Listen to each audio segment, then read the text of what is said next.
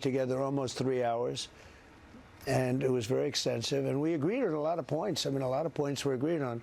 But there's not that much. There's, one or two pretty significant items, but I think they can be reached. Now it's really up to President Zelensky to get it done. And I would also say the European nations, they have to get involved a little bit. But it's up to President Zelensky. I think we are, and if they'd like, I'll be at that next meeting. They're going to set up a meeting now between President Zelensky and President Putin.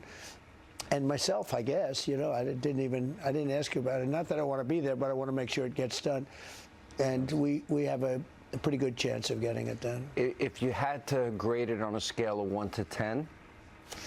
So I think the meeting was a 10 in the sense that we got along great, and it's good when, two big powers get along, especially when they're nuclear powers. We're number one, they're number two in the world, and it's a big deal. Based on today, when you talk to Vladimir Zelensky, what's your advice to... make a deal. Make the deal. Got to make a deal, yeah. Look, Russia's a very big power.